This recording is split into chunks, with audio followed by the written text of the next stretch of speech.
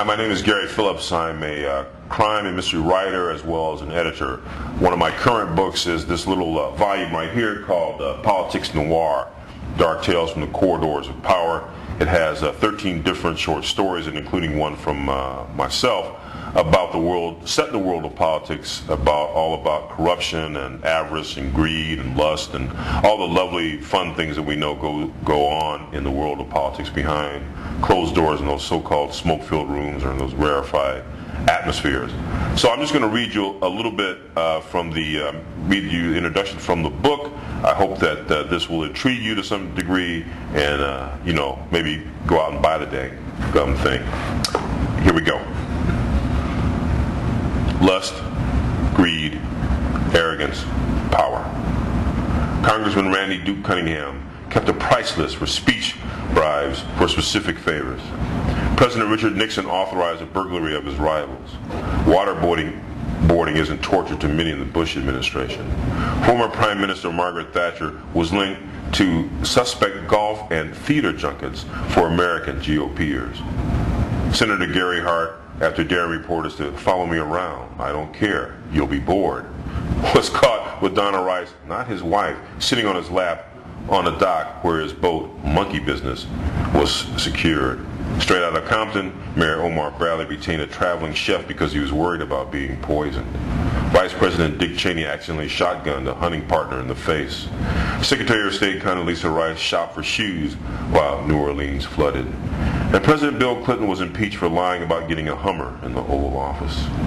Politics is a blood sport the public follows 24/7.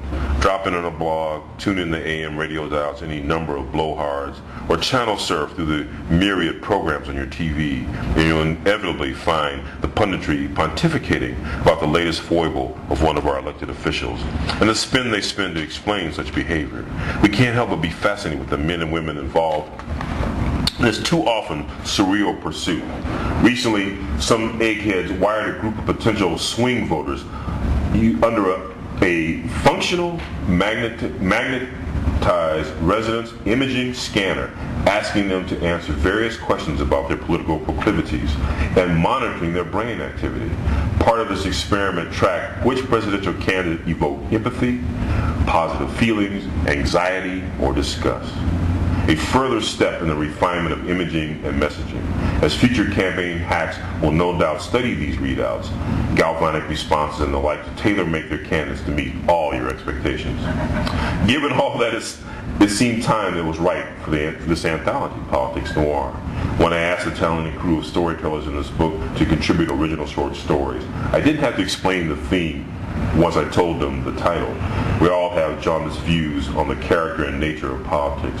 It was natural for these hard-boiled practitioners and social observers to offer their takes on the arena in which satirist Mark Twain noted, in religion and politics, people's beliefs and convictions are in almost every case gotten at second-hand and without examination, from authorities who have not themselves examined the questions at issue, but have taken them at second-hand from other non-examiners whose opinions about them were not worth a brass farthing.